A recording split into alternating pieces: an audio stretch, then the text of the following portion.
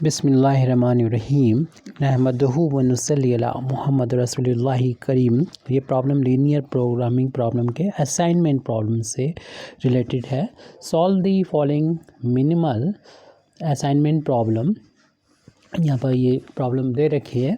इसमें इस तरफ man first second third fourth है और job first second third fourth है। किस मैन को कौन सी जॉब देना है जिससे मिनिमल वैल्यू हो, यानी कंपनी का खर्चा कम से कम हो वो। वैसे तो यहाँ पर ये दे रखा है कि इस मैन को अगर ये वाली जॉब देंगे तो 12 हमको उसको देना होंगे। इसकी फ़ी 12,000 भी हो सकता है, 12 लाख भी हो सकता है, वो डिपेंड करता है क्वेश्चन पर।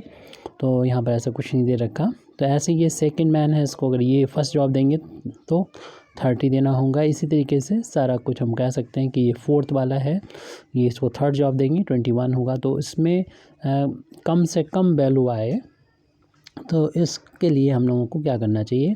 तो ये मिनिमल असाइनमेंट की प्रॉब्लम है, तो असाइनमेंट हमको यहाँ पर करना है। इसके लिए हम नेक्स्ट टेबल बनाएंगे। सबसे पहले तो इस को यहाँ पर हम नोट कर देंगे, जो भी कुछ यहाँ पर लिखा है सारा कुछ जो है यहाँ पर नोट कर देंगे। फिर अगले स्टेप में हमें क्या करना होगा,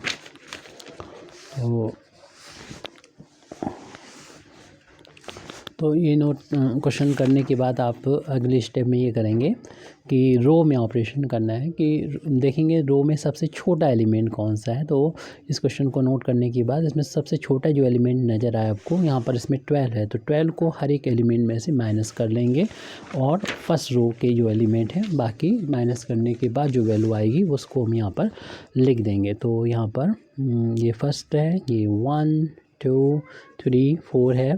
तो फर्स्ट रो के एलिमेंट फर्स्ट ये 0 हो गया था, यहाँ पर 18 होगा। 12 माइनस कर रहे हैं हम यहाँ पर 21 में से, तो ये 9 बचेगा। ऐसी तरीके से फिर उसके बाद जो था वो 15 था, जिसमें से 12 माइनस कर रहे हैं तो 3 बचेगा। तो जितना बचा है उसको हमने यहाँ पर लिख लिया है। ये फर्स्ट रो के बारे में बात हो चुकी है। अब हम सेकंड रो के बारे में बात कर लेते हैं।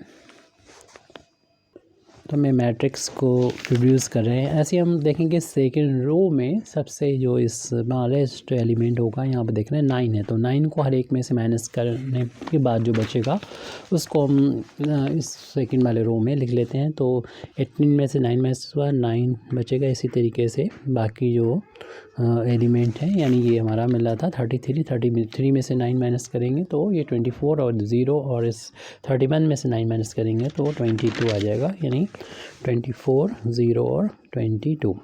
अब ऐसे ही थर्ड वाले रो का सबसे छोटा जो एलिमेंट है वो यहाँ पर नज़र आ रहा है हमें 21 में से 44 में से 21 माइनस करेंगे तो मिलेगा 23, और यहाँ से 4 बचेगा, 3 बचेगा 0, 23 4 3 0, 23 4 3 0। ऐसे हम फोर्थ वाले रो में सबसे छोटा एलिमेंट ढूंढेंगे। सबसे छोटा एलिमेंट हमें नज़र आ गया 14 है। इस 14 को यहाँ से माइनस करेंगे तो 9 बचेगा, ये 16 बचेगा, यहाँ पर बचेगा 14 और ये 0। तो 9 16 14 0, 9 16 14 और 0, इन एलिमेंट को लिख दिया। ये हमने ये रो में से सबसे छोटा एलिमेंट है उसको माइनस किया तो हमें एक रिड्यूस मैट्रिक्स मिल गई है। अब ऐसे ही हम काम कॉलम में करेंगे, यानी कॉलम में सबसे छोटा जो एलिमेंट होगा, यहाँ पर 0 है, 0 को माइनस करेंगे कोई इफेक्ट नहीं पड़ेगा। तो इस कॉलम को, यानी फर्स्ट कॉलम को हम एज इट लिख दे रहे हैं, क्यों 0 में माइनस करेंगे तो एलिमेंट जो भी मिल रहा है हमको वहाँ पर हम लिखते जा रहे हैं 0 9 एंड 23, और फिर इसके बाद में 9, कोई इफेक्ट नहीं पड़ा इसमें। अब हम सेकंड कॉलम के बारे में बात करें तो सेकंड कॉलम का सबसे छोटा एलिमेंट हमको 4 नज़र आ रहा है। 4 इसमें से माइनस करेंगे, यानी 18 में से माइनस करेंगे 4 को तो 14 मिलेगा। पीछे एलिमेंट आप देख लीजिएगा, ये इसमें से 4 माइनस करेंगे, इसमें से 4 माइनस करेंगे, यहाँ से 4 माइनस करेंगे, यानी 14 20 0 और यहाँ पर 12 मिल गया। तो इसी चीज़ इसको ही हम यहाँ पर लिखेंगे 14 20 0 एंड 12। अब हम थर्ड रो का एलिमेंट, चूँकि यहाँ पर थर्ड रो में और फोर्थ रो में 0 0 है, तो इनको 0 को इनमें से माइनस करने पर इन रो में कोई इफेक्ट नहीं होगा। तो एज इट नोट कर लेंगे पीछे जो भी हमारे पास रो हैं, यानी हमारा थर्ड रो और फोर्थ रो में बिना किसी चेंज के हम इसको लिख देते हैं। अब इसे लिखने के बाद यहाँ जब हमें कॉलम में को रिड्यूस कर लिया, तब हम यहाँ से हम असाइनमेंट की शुरुआत कर देंगे और उसके लिए हम फर्स्ट रो को देखेंगे। फर्स्ट रो में अगर एक ही ज़ीरो मिले तो आप उस ज़ीरो को इनक्लोज़ कर लेंगे। ये आपको मालूम था 1 2 3 4 था यहाँ पर, और ये था first second third job and fourth job. अब फिर फर्स्ट रो को देखने के बाद हम सेकंड रो को देखेंगे। इसमें भी एक ही ज़ीरो में नज़र आ रहा है, तो इसको इनक्लोज़ कर लेंगे इस रो के ज़ीरो को। ऐसे फिर हम थर्ड रो में आएंगे, उसमें देख रहे हैं कि 2 ज़ीरो नज़र आ रहे हैं, इसलिए इसको हम स्किप करते हुए फोर्थ रो में पहुंचेंगे। फोर्थ रो में हमको एक ही ज़ीरो नज़र आ रहा है और इसको हम इनक्लोज़ कर देंगे। लेकिन ध्यान रहे, रो के ज़ीरो को देखने के बाद कॉलम में अगर ज़ीरो नज़र आ रहे हों, इसी कॉलम में जो ज़ीरो नज़र आ रहे हों, तो आप उसको जिसमें आपने इनक्लोज़ किया है, जिस इस रो में देखा तो ये मिला, और इस कॉलम में जिसमें इनक्लोज़ किया उसी कॉलम में अगर कोई ज़ीरो है तो आप उसको क्रॉस कर देंगे। अब हमने रो को तो देख लिया, अब कॉलम को देखेंगे। फर्स्ट कॉलम में एक इनक्लोज़ ज़ीरो है, सेकंड कॉलम में देखिए ये ज़ीरो है जो इनक्लोज़ नहीं है, इसको इनक्लोज़ कर देंगे। और ऐसे फिर थर्ड रो में एक ज़ीरो इनक्लोज़ है, फोर्थ में भी। हर एक रो में और हर एक कॉलम में हमें एक इनक्लोज़ ज़ीरो मिल चुका है।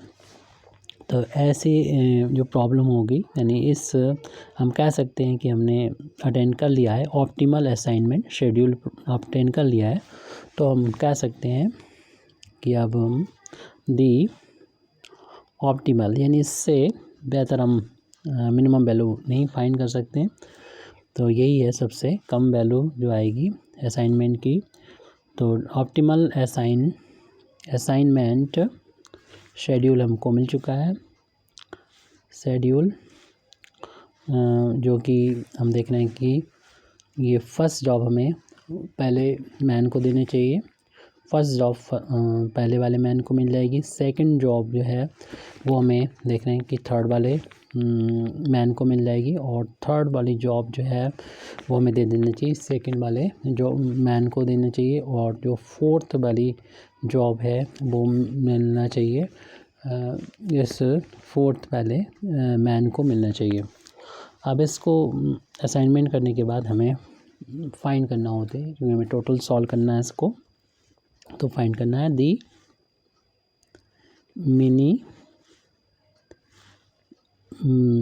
मिनिमम टोटल कॉस्ट होगी फॉर दिस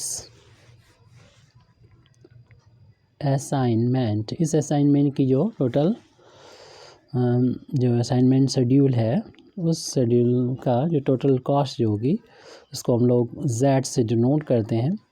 तो इसकी वैल्यू को फाइंड करना है आपको। तो इन्हीं प्लेसेस पर हमें पहली वाली टेबल जो में गिवन टेबल है वहाँ पर जाना चाहिए। तो इसमें देखें कि ये प्लेस थी, फर्स्ट जॉब को फर्स्ट मैन को देना थी, ये वैल्यू 12 थी, तो इसकी जगह पर 12 लिख देंगे। ये वैल्यू कवर होगी। इसको देखें सेकंड का थर्ड है, सेकंड का थर्ड ये प्लेस है 9 है ये, तो इसमें प्लस कर देंगे 9, ये वैल्यू होगी। अब थर्ड का सेकंड ये वैल्यू देखें, थर्ड का सेकंड हमारा ये 25 है, इसको यहाँ पर प्लस का कर देंगे 25। उसके बाद में फोर्थ है, तो फोर्थ का फोर्थ ये 14 है, तो 14 यहाँ पर ऐड कर देंगे। अब इन सब को हमें ऐड करना होगा। ऐड करने के बाद जो भी वैल्यू आ जाए वही हमारा Z यानी मिनिमम कॉस्ट टोटल कॉस्ट हो जाएगी इस असाइनमेंट शेड्यूल की। ये 21 हो गया, प्लस इन दोनों को भी ऐसे ही ऐड कर लेंगे हम। तो ऐड करने के बाद ये देख रहे हैं कि 60 वैल्यू आ रही है Z की। ये डायरेक्ट भी आप जोड़ सकते हैं। Thank you very much Indeed for listening me. व आखिर दावाना अल्हम्दुलिल्लाहि रब्बिल आलमीन।